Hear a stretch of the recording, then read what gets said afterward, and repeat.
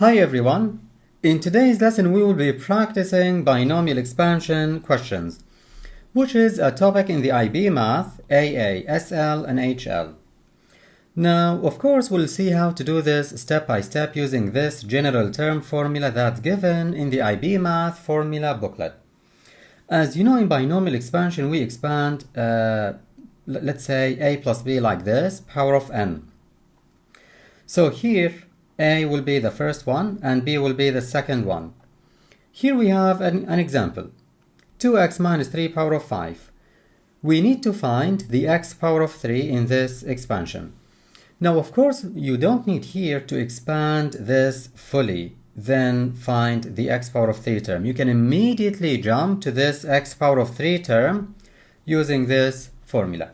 How to do it step by step, we'll learn that in an easy way. So first, as you see in our example, n will be 5. And a will be the first one, which is 2x. b is negative 3. I will replace them here in this formula. So here we have NCR, n which is 5, CR. Now keep R empty and always do R at the end. I always tell students to do it like this. This is the easiest way. Keep R to the end, find the correct powers here, at the end put R here. How will we do that? We'll see now. See that here we have A. In our example, A will be the 2x, so I will write 2x. And then B will be negative 3, as it is. And now, you don't really need to confuse yourself about what R, what's n minus R, and something like that. No, it's easier than that. See here. What power do we need on x in the expansion that they want? Power of 3.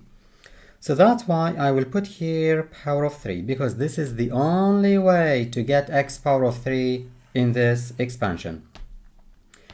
After that, the power here on the negative 3 then must be 2. Why 2? Because always in any binomial expansion, the two powers here add up to the number n here, 5. So 3 plus 2 will be 5. Check here. If you add the power of n minus r plus r, the r's will cancel and you will have only n.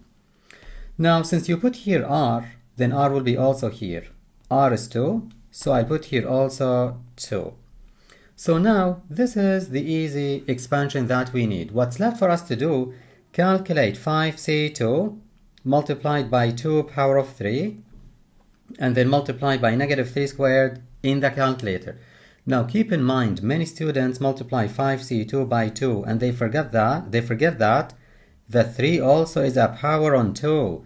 So be aware of that. Here, as you see, first we'll do 5c2. So now here, to do it, menu, number 5, and then 3 combinations. C stands for combinations.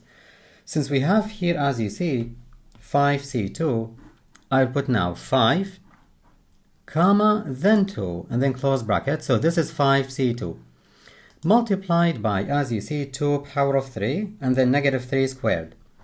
So 2 to the power of 3, and then multiplied by negative 3 squared. See that if you do all of them, you get 720. So here, as you see, we got 720, which means here we'll write 720x cubed. So this is the x cubed term, but they need only the coefficient, which is only the number that's multiplied by the x cubed. So the final answer here, or the coefficient, will be only the 720. Now we'll move here to question 2. Here, as you see, we have another expansion, x minus k power of 8. They told you that the coefficient of x power of 6 is 112. You need to find k. Now, of course, since they told you about the coefficient of x power of 6, you will start from this term, x power of 6, in the same way. So we'll use now the same formula to find the x power of 6 term. We will say n, then c, and then r. As I told you, keep r to the end. Here a is x, and b is the negative k. Since we need power of 6 on x, I'll put here 6. And therefore here it will be 2, because as I told you, 6 plus 2 must add up to this 8. And therefore here also it will be 2. Now here, let me do this time without calculator, because sometimes you're required to do something like this without calculator. Let's calculate 8C2 without calculator. Remember that the NCR formula that we discussed before, it's n factorial, r factorial, then n minus r factorial. So here it will be n factorial, which is 8 factorial, divided by r is 2 here. So 2 factorial, multiplied by n minus r, which is here 8 minus 2, and that will be 6 factorial. To do this, 8 factorial is 8 multiplied by 7 multiplied by 6 by 5 and up to 1. But you can also stop at 6 and not continue to 1, but you need to put the factorial again. So 8 factorial is 8 by 6 by 7 by 6. If you need to stop at 6, it's fine. You need to put the factorial again. This is what we learned before. 2 factorial here, and then 6 factorial as it is. Now, why did I stop at 6 factorial above? To cancel this and this. Now you have 8 multiplied by 7, which is 56, divided by 2 will be 28. So 8C2 will be, I will write here 28.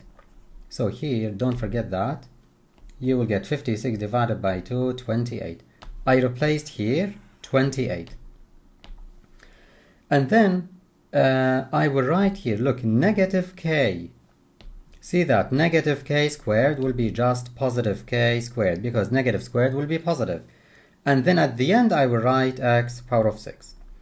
Now see that the coefficient is 112, and the coefficient is all what's multiplied by x, which is this, including the k squared, not only the 28.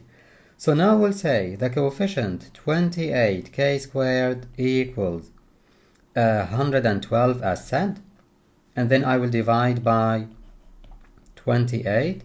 112 divided by 28 will be 4. Since k squared is equal to 4, then when you square root, k will be plus negative or positive negative 2. But I will take only the positive 2. Negative 2 is rejected because k is assumed to be positive. So this is all about these binomial exercises. I hope that you have found this video helpful. Please hit the like button and consider subscribing. Thank you for watching.